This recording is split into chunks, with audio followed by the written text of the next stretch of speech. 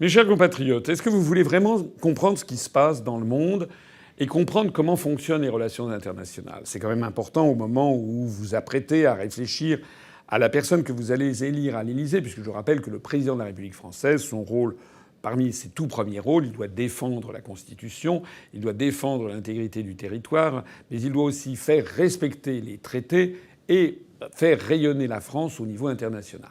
Donc un des devoirs essentiels du futur chef de l'État, c'est d'être en mesure de faire respecter la France et de rendre à la France sa dignité au niveau mondial, dignité qu'elle n'aurait d'ailleurs jamais dû perdre. Alors, pour illustrer ceci, je vais vous parler de cet incident diplomatique assez gros qui s'est produit, enfin qui a failli se produire entre la Turquie d'une part et 10 pays occidentaux d'autre part.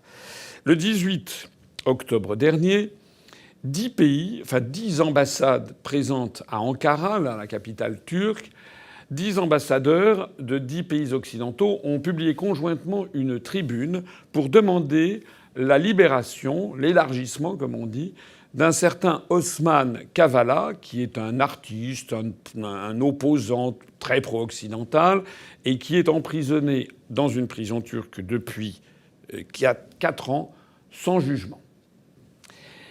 Les 10 ambassadeurs en question, c'est les ambassadeurs de France, d'Allemagne, des États-Unis, du Canada, de Finlande, du Danemark, des Pays-Bas, de Norvège, de Suède et de Nouvelle-Zélande.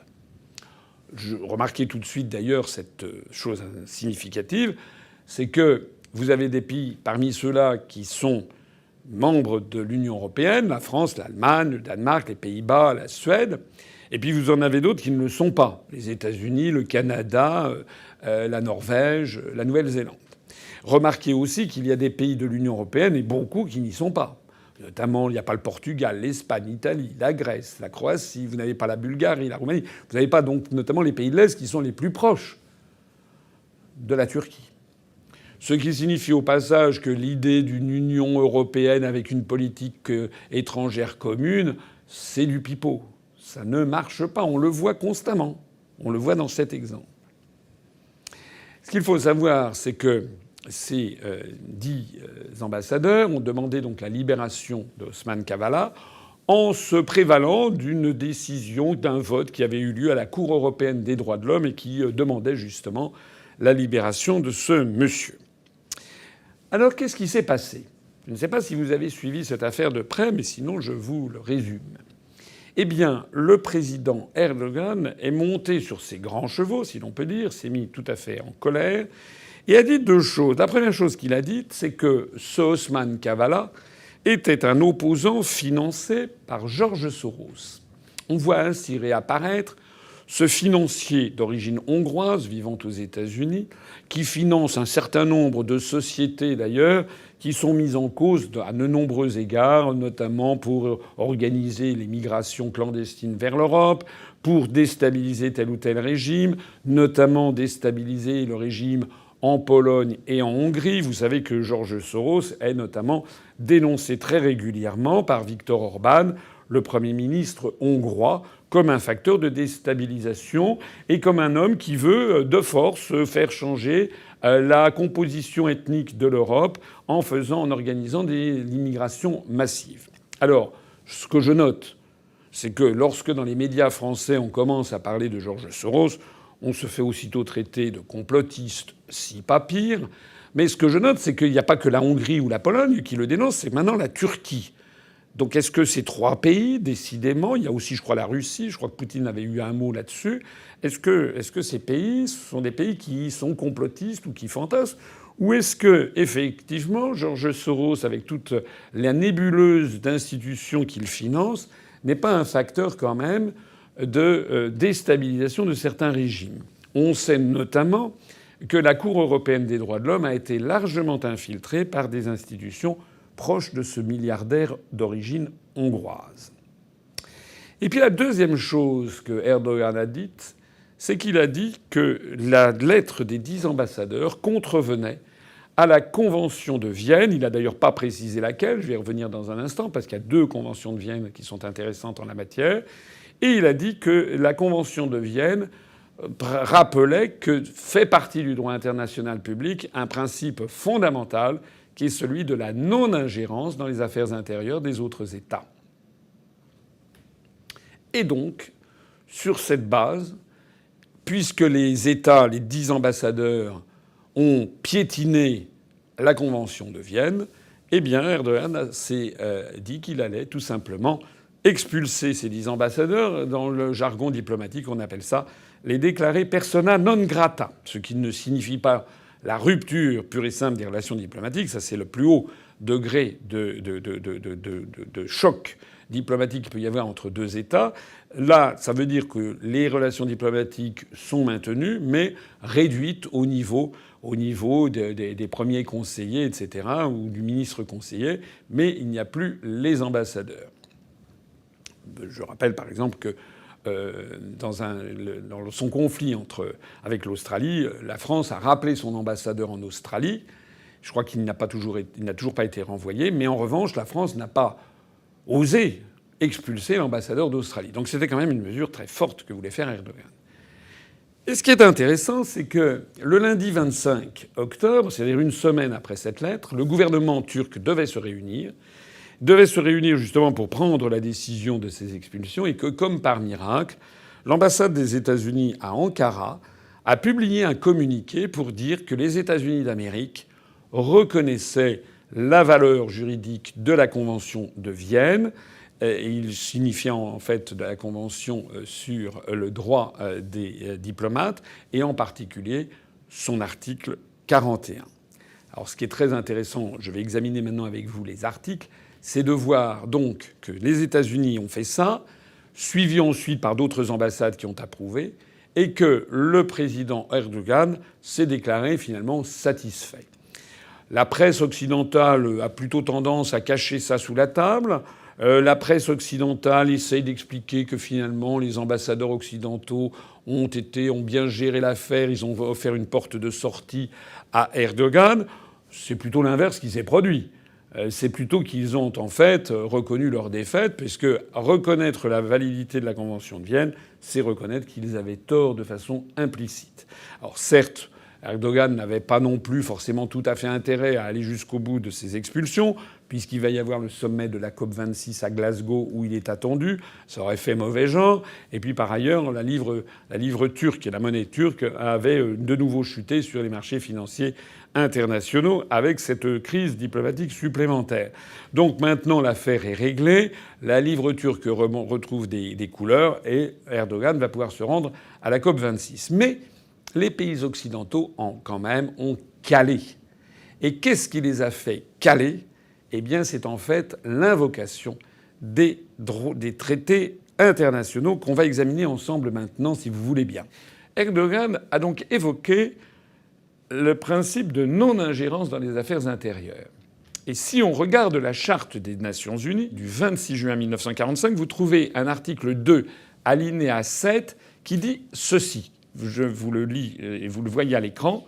Aucune disposition de la présente charte n'autorise les Nations unies à intervenir dans des affaires qui relèvent essentiellement de la compétence nationale d'un État, ni n'oblige les membres à soumettre des affaires de ce genre à une procédure de règlement au terme de la présente charte.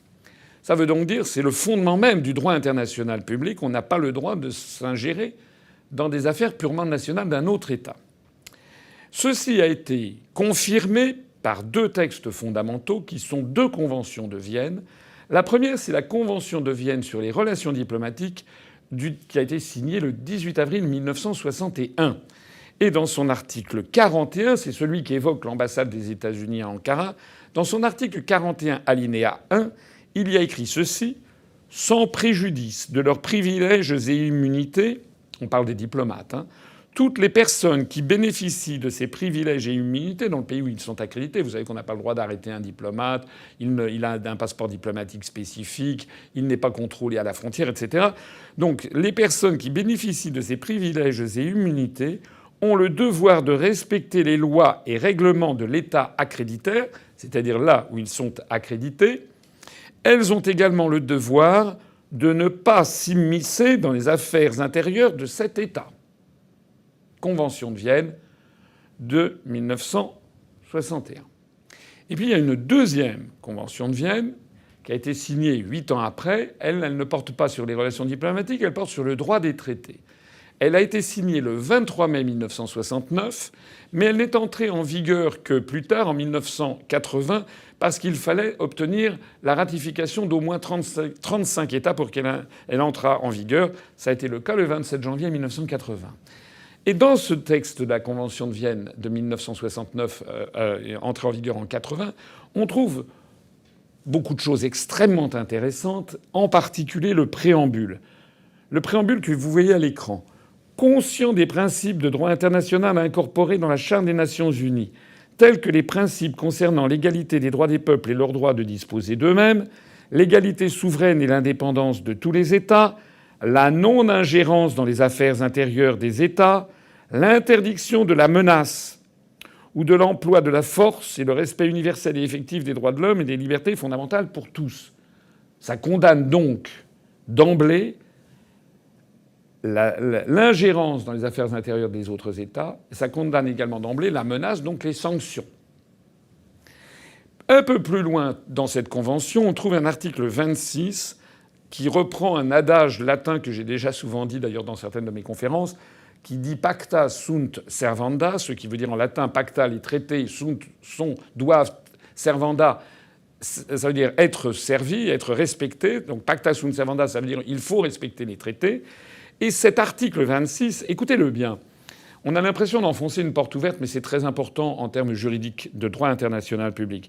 Tout traité en vigueur lie les parties et doit être exécuté par elles de bonne foi. Ça veut dire qu'à partir du moment où vous avez signé ce traité et ratifié, vous devez le respecter à la lettre de bonne foi.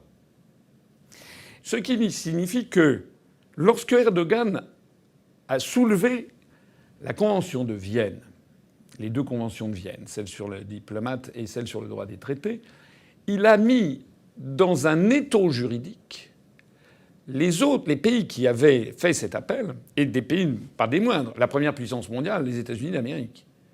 Les États-Unis d'Amérique, l'Allemagne, la France, etc., ont été obligés de caler. Je voudrais le dire ici parce que je sais qu'on fait de moi parfois une espèce de type un petit peu un professeur qui évoque des articles des traités, etc. Non. Est-ce que les gens qui m'écoutent se rendent compte que les articles que je viens de dire ont été suffisamment puissants pour que les États-Unis d'Amérique, l'Allemagne, la France, la Norvège, la Nouvelle-Zélande, etc., d'un seul coup s'arrêtent et fassent marche arrière? C'est ça la puissance du droit international public. Lorsque la France se permet de donner des leçons sur les droits de l'homme en Russie, en Chine, etc., les autres pays seraient fondés à expulser les ambassadeurs, comme voulait le faire Erdogan. Et pourquoi ça? Parce qu'à partir du moment où on se permet de faire des leçons de morale à la planète entière, ce que se permettent de faire les pays occidentaux, en particulier les pays de l'Union européenne, et notamment la France, eh bien, il n'y a aucune raison pour que les autres ne fassent pas la même chose. Il faut bien comprendre qu'à ce rythme, bientôt, c'est déjà quasiment le cas, la République populaire de Chine va commencer à demander des comptes au gouvernement français. Moi, j'aimerais beaucoup que, par exemple, que l'ambassadeur du Venezuela, l'ambassadeur de Russie en France dénonce la manipulation de l'élection présidentielle, tout comme Macron avait dénoncé la manipulation de l'élection présidentielle en Russie ou au Venezuela. J'aimerais que les ambassadeurs vénézuéliens, biélorusses, russes disent l'élection présidentielle en France est une farce, puisqu'il y a un candidat qui n'est même pas candidat, qui n'a jamais été élu, qui n'a pas de parti, qui n'a pas de programme, et qui a à lui seul 80% du temps de parole, alors qu'il y a d'autres candidats qui sont là, qui sont totalement invisibilisés par les médias. C'est le cas avec M. Zemmour, comme ça a été le cas en 2016 avec M. Macron. Mais je poursuis avec cette convention de Vienne de 1969 entrée en vigueur en 80 par d'autres articles qui sont tout à fait intéressants. Presque tous sont très intéressants. Je veux parler de l'article 42 que je vais vous lire qui concerne la dénonciation d'un traité. Article 42, alinéa 2, l'extinction d'un traité, c'est-à-dire la fin. Sa dénonciation ou le retrait d'une partie ne peuvent avoir lieu qu'en application des dispositions du traité ou de la présente convention. Appliquons-le au cas de l'Union européenne. Je me suis fait brocarder depuis 14 ans parce que je dis que nous voulons sortir de l'Union européenne, qu'il faut respecter le droit international et le faire par l'article 50, qui est en effet la disposition du traité de l'Union européenne qui permet la sortie. Qu'est-ce que j'ai pas entendu de gens qui disaient que j'étais un juridiste, je pinaillais, etc. Non, non, non, c'est extraordinairement important. Parce que si on ne respecte pas ça, ça veut dire si on viole en fait la Convention internationale sur le droit des traités, ça veut dire que tout est permis. Ça veut dire qu'on sera déféré devant la Cour internationale de justice de l'ONU au niveau planétaire. Ça veut dire que la France serait montrée du doigt par l'ensemble des pays du monde comme ayant, comment dirais-je, piétiné cette convention et avec éventuellement des jugements hostiles à notre pays. D'où la nécessité de respecter le droit pacta sunt servanda. C'était inscrit tout à l'heure dans l'article que j'ai lu précédemment. Et puis il y a encore un article tout à fait intéressant, c'est l'article 44. Dans cet article 44, il est question de la divisibilité des dispositions des traités, et il était inscrit ceci: le droit pour une partie, c'est-à-dire pour un État, prévu dans un traité, de dénoncer le traité, qui est par exemple l'article 50 du traité de l'Union européenne, de s'en retirer ou d'en suspendre l'application, ne peut être exercé qu'à l'égard de l'ensemble du traité, à moins que ce dernier n'en dispose ou que les parties n'en conviennent autrement. Ça veut donc dire, et là je pense tout à l'heure, je pensais à M. Mélenchon qui prétendait ne pas respecter les traités, en disant on va désobéir aux traités. Donc c'était Là je pense cette fois-ci à M. Barnier, qui nous a expliqué qu'on allait simplement retirer, on n'allait pas respecter une partie des traités européens, celle concernant les questions d'immigration. On voit ici qu'il n'en a pas le droit au regard du droit international. Ça veut dire que si on faisait ça, à moins d'obtenir l'autorisation expresse des 26 autres États membres, que la France ait le droit de suspendre l'application d'une partie des traités européens, tout ce qui concerne les questions d'immigration. Mais comme ça n'est pas du tout certain qu'on aurait cet accord, ça veut donc dire que la France se mettrait en faute juridique au regard du droit international public. Et nous serions donc condamnés non seulement par la Cour de justice de l'Union européenne, mais peut-être également par la Cour internationale de justice. Alors voilà ce que je voulais vous dire, et je voudrais en tirer des conséquences et des conclusions. La première conséquence, c'est que le droit, ça paraît pour les gens qui n'y sont pas familiers, c'est-à-dire la très grande majorité de la population, surtout le droit international public, ça paraît une espèce de fantaisie d'intellectuels ou de professeurs d'université qui n'a aucun rapport avec la réalité. Ça n'est pas vrai. Je viens de vous montrer l'exemple de la Turquie. C'est simplement en invoquant le droit que Erdogan a réussi à faire flancher les 10 ambassades. Alors certes, les 10 ambassades disent oui, mais de toute façon, il allait y avoir la COP26, et puis la livre turque commençait à baisser sur les marchés financiers internationaux, donc il a cherché une porte de sortie, etc. C'est vrai qu'il aurait pu expulser les 10 ambassadeurs et qu'il ne l'a pas fait, qu'il a donc mis de l'eau dans son vin ou dans son raki, puisqu'on est en Turquie. Mais les 10 ambassades elles-mêmes ont fait machine arrière. Ça, c'est le premier point, la puissance du droit international et la nécessité de le respecter. La deuxième chose, c'est que pour que les Français aient un chef d'État qui se fasse respecter dans le monde, actuellement, vous le savez, sauf si vous êtes un macronolâtre et que vous ne voulez pas voir la réalité, mais tous les Français, tous ceux qui voyagent, tous ceux qui vivent à l'étranger notamment, il y en a beaucoup qui voient que la France apparaît comme dirigée par quelqu'un qui n'est pas à la hauteur. La parole de la France n'a plus aucune valeur. Et puis la parole de la France, c'est un pays qui est considéré comme se mêlant en permanence des affaires des autres. Tout ceci nuit profondément à notre pays. Et si en 2022, vous voulez que la France se redresse, il vous faut avoir un chef d'État qui va arrêter tout ça, qui va désormais respecter le droit international. C'est exactement mes propositions, c'est la 27e des propositions de mon programme. J'ai pour objectif d'abord de respecter le droit international, puisque c'est le code de conduite, c'est comme un code de la route, un code de conduite entre les 193 États membres des Nations Unies. Et en faisant ça, en respectant les autres pays vont commencer de nouveau à respecter la France et à ne pas s'essuyer les pieds sur la France comme sur un paillasson. Mais M. de la Palice l'aurait dit lui-même. Pour que le chef d'État à venir, le prochain président de la République française, respecte le droit international, se comporte d'une façon digne du niveau de la dignité de la France, pour qu'il fasse respecter la France, M. de la Palice l'aurait dit, il faut déjà qu'il connaisse lui-même le droit international. Il faut que ça soit quand même une discipline à laquelle il se soit frotté depuis un certain nombre d'années, qu'il en ait une expérience. Moi, j'ai eu cette expérience professionnelle, notamment lorsque j'étais au cabinet du ministre des Affaires étrangères. Eh bien, ça, c'est extrêmement important. Les Français ne peuvent pas élire un candidat qui ne connaît rien au droit international. Alors certainement, il y en a qui pourront dire oui, mais le Quai d'Orsay et fera passer des messages. Non, non, c'est pas si simple, parce que malheureusement, nous avons une mauvaise tradition en France, qui est certainement pas la meilleure. C'est le phénomène de la courtisanerie. Assez rapidement en France, les fonctionnaires, les diplomates, les hauts fonctionnaires, les préfets, mais aussi les chefs d'entreprise, les syndicats, les médias, etc., assez rapidement se mettent à faire la cour du président de la République. Il y a dans nos gènes une espèce de côté monarchique. Et plus grand monde n'ose faire passer au chef de l'État des messages désagréables à entendre.